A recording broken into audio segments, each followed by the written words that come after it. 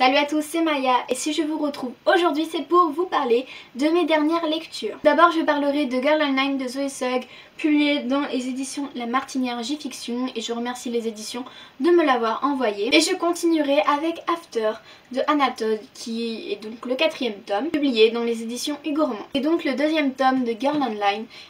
Cette fois-ci, Penny part en tournée avec Noah. Penny est vraiment très angoissée de prendre l'avion, elle déteste la foule, elle est agoraphobe.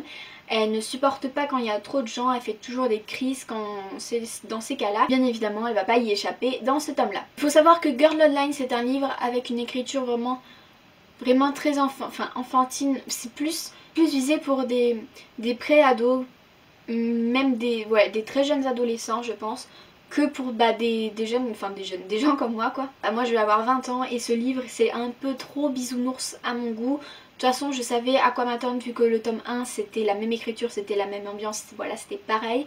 Mais voilà, pour moi c'est beaucoup trop parfait, beaucoup trop bisounours. Trop romantique aussi parce que du coup, je sais pas, je trouve que les paysages décrits, l'ambiance décrite, les personnages décrits, ça fait beaucoup trop romantique à mon goût, ça fait trop livre parfait, série parfaite, film parfait, voilà. En soi l'histoire elle est très belle, elle est vraiment jolie, il se passe des choses un peu, voilà il se passe des choses. Ce que j'aime bien aussi dans ce livre c'est que ça se passe à notre époque, ça se passe dans notre temps, avec des jeunes donc du coup on parle d'internet, des stars de notre époque. Par exemple j'ai croisé le nom de Beyoncé et des One Direction dans ce livre en fait.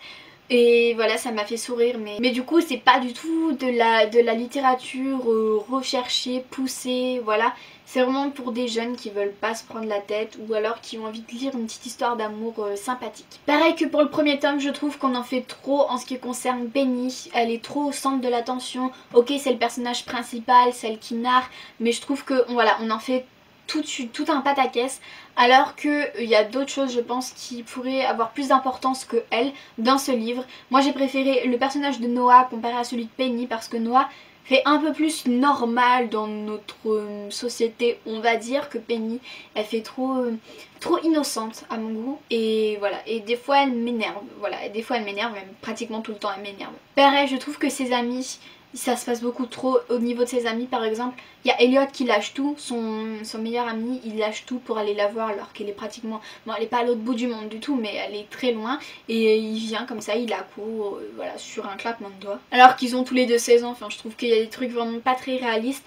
Mais voilà, j'ai lu ce livre alors qu'il n'était pas du tout destiné à des gens de mon âge. Mais il se trouve que je l'ai lu et donc du coup je viens donner mon avis dessus. C'est une très jolie histoire mais je ne pense pas être du tout le lecteur ciblé. Je vous laisse mon avis en barre d'infos si vous voulez voir plus de détails du coup sur ce livre. Et je lui ai mis la note de 5,5 sur 10. C'est pas beaucoup, je sais, mais voilà. Ensuite on va parler de After, le 4e tome, qui a été vraiment meilleur que le 2e et que le 3e. Pour ma part je trouve, parce que je trouve qu'il y a plus d'action, il y a plus de buts dans ce livre.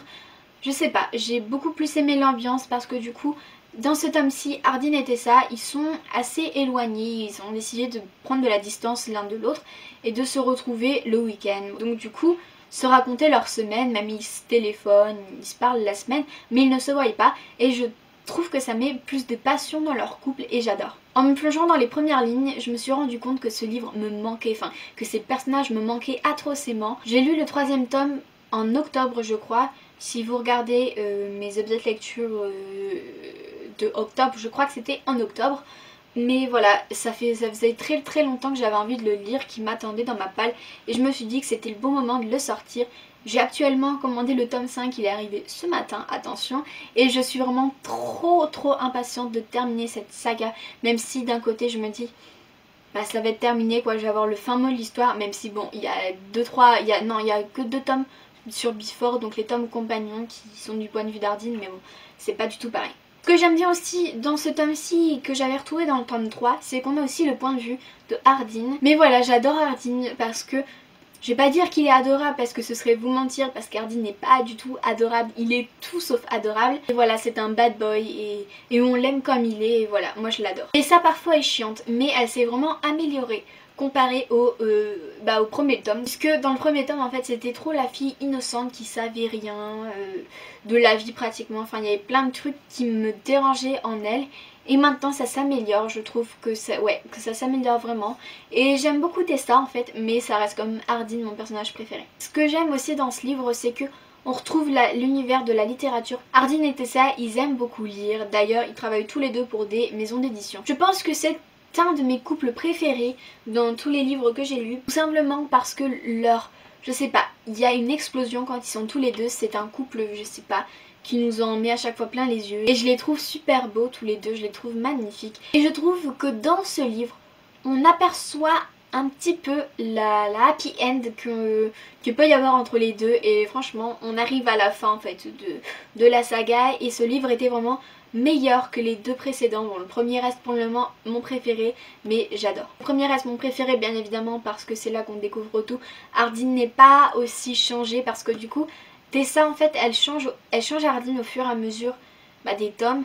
Hardin s'améliore, mais du coup je sais pas, Hardin change en mieux bien évidemment, mais du coup elle change, c'est un peu nul parce que lui il fait des efforts et elle, je trouve qu'elle fait pas tellement d'efforts pour lui. Malgré tout, j'adore ce livre, j'adore cette saga, j'ai hâte de mettre un point final, même si ça me rend triste je pense, et je passe par toutes les émotions dans ce livre. Voilà, je l'adore, même si c'est vraiment une écriture très simple, hein. Il n'y a rien de recherché je trouve, mais voilà, c'est After, c'est Anna Todd, et son écriture c'est à la base une fanfiction sur les One Direction, j'adore. Voilà, c'est une saga vraiment très addictive, je pense que tout le monde en a entendu parler. C'est un livre, c'est une saga qui a fait son carton, qui a vraiment son succès et qui conquit le corps de tout le monde. Je lui ai mis la note de 8 sur 10, c'est vraiment pas mal, il faut se l'avouer, mais il y avait 2-3 petites choses qui me chagrinaient un peu dans ce livre. Si vous voulez voir mon avis plus détaillé sur le blog, je vous le laisse en barre d'infos. Voilà, donc j'espère que ce petit update lecture vous a plu.